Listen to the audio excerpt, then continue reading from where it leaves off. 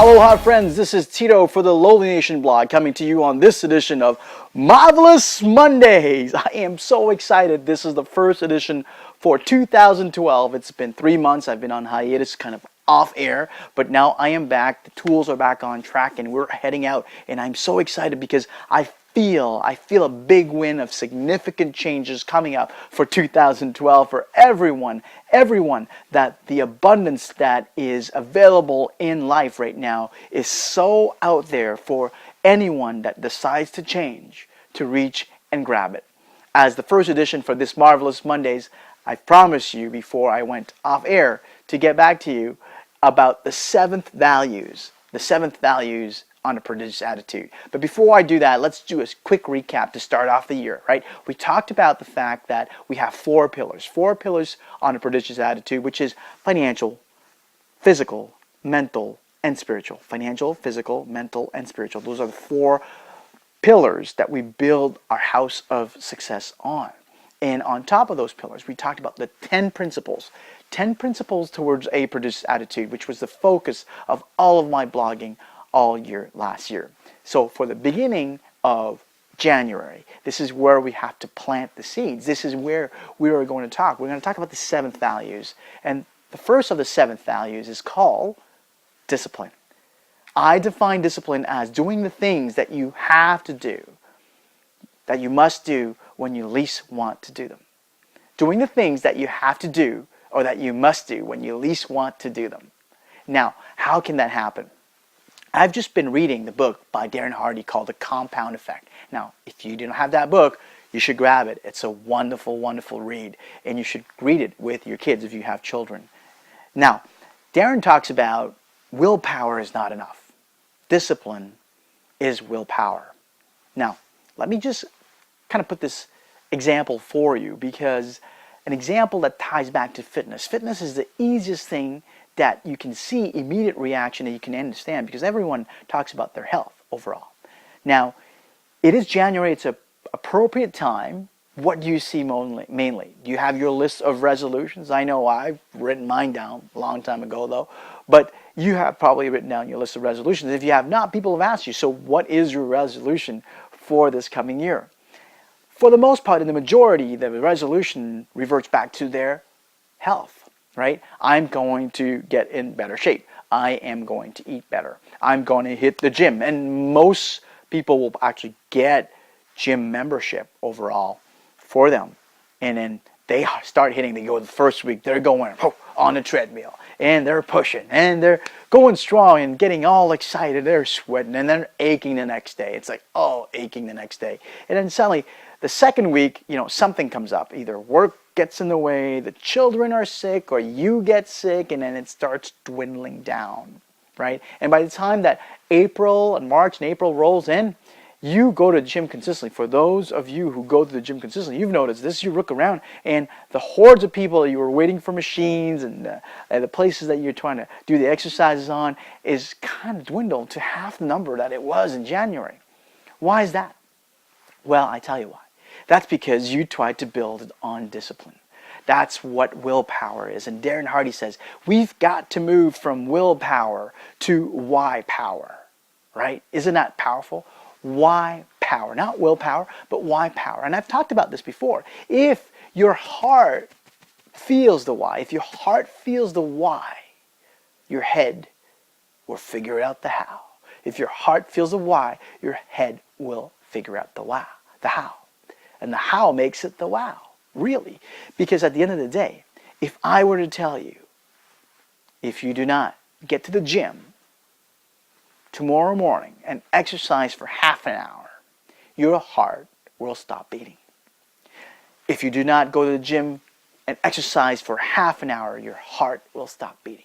I can tell you that your why will be so strong that regardless that you've partied the night before, or that you have so much work, or that your kids were sick, you will find a way to get to the gym and exercise for 30 minutes. Guaranteed. That's because your why is so strong. Now, that is a very, very powerful example. Now, if you are going to step back and take a look at your resolutions, it's great to have resolutions. And for those of you who are my subscribers to my blog at LoliNation.com, I sent out a note in December sharing the fact that I am currently planning, back in December, between November and December, planning my 2012. My mentor, Rob, has always taught me to design path my life.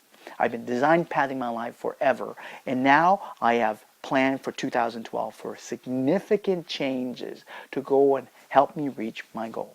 The person that I was last year is no longer the person I am now, and the person I intend to become next year is not the person you see today.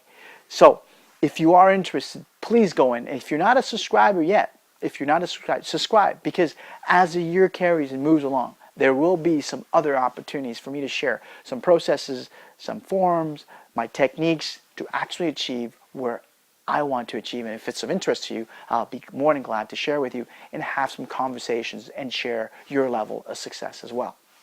Now, discipline, doing the things that you must do when you least want to do them, is tied back to your why power and not your willpower. That's the first of the 7 values on a Prodigious attitude. So I encourage you now, what are the steps to do? What is your homework that I'm going to ask you to do right now for this week before we talk about the second value next week, is to actually come in and sit down. It's always sitting down on a piece of paper. It's taking, account of who you are and what you do. So take into account whatever resolutions that you have written down on that piece of paper, and if you haven't, you should, because that solidifies it. That makes it concrete, makes it more powerful.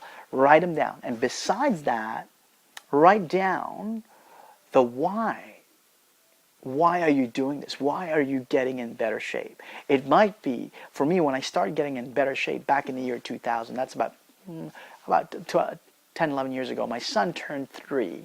And I came back from a business trip and I picked him up. I picked him up and I was out of breath. He was 3 years old. I was just walking down back from the airport hallway and I was out of breath. And I go, he's only 3 and I'm out of breath picking him up. What happens when he wants to play hockey outside? I couldn't keep up with him. When he's going to turn 7 or 11 or 14, I got to change this. That was my why. My why to get myself in training. And then since then I've been disciplined. I've been doing the things that I have to do because when I least want to do them. It all happens to the best of us when you wake up in the morning and you're saying, oh man, I don't feel like it. It still happens to me. It still happens to me. Sometimes I don't get up, and that's okay. You just flush that aside. You move along. You move on. You got to carry forward. But if you started doing more of it because your why is strong, then that's fantastic. And then the column next to that, why you should do it, write down what it will make of you if you don't. What are the pitfalls? Like I say to you, if you do not go exercise, your heart will stop beating. I didn't say you will be in better shape. I said your heart will stop beating. That's the why if you don't do it. If it's strong enough, that too will create a sense of urgency. It's the old stick and carrot method. It's the basic truth. Think about it. So, I send you off now. Reply to me, send me an email, put on my post, what is the why on your resolutions? I'd love to read them. I truly, truly do. And I'd have to have an exchange. And if you want it to be private, you can Facebook me on my Facebook page on a private note, or you can send me an email as well, and I'll keep it private between you and I. I do genuinely, authentically want to help you achieve the level of greatness that you are designed to become. And your past, as I said before, your past makes you what you are here today. It is. I can't change it. You can't change it. It is. It is true. It stays here. It is. You have to recognize it. But you know what the key part is that once you start to learn from your past, once you start to learn, that's the first part. That's knowledge. But knowledge alone will just make you a very learned individual that doesn't go anywhere. You can learn tons of stuff and be fully knowledgeable about everything just by watching TV. But if you don't do anything with what you learn, you're not helping out the whole world. You're not becoming and sharing the abundance that is within you, that is around you, with the rest of the world. So I urge you, take a look at it. Take a look at it. Take a step back. Take a look at what you learn, and then you start to do. When you put those two together, I tell you, like I always tell you, when you put those two together, it becomes like magic. That's when your transformation happens. That's when you define who you become tomorrow. And it's in your power and in yours alone. Nobody else can define who you become. You do that in and every day. So I look forward to seeing you next week. It's a bit longer than my usual 8 minutes, but hey, it's my first post of 2012. Hope you loved it. If you love it, share it, post in it, reply back to me, like it on Facebook, and I look forward to coming to you next week on January 9th on a Marvelous Monday again with the second values of a Prodigious attitude. This is Tito for the LoliNation blog saying aloha, mahalo, until next time, and to your prodigious success.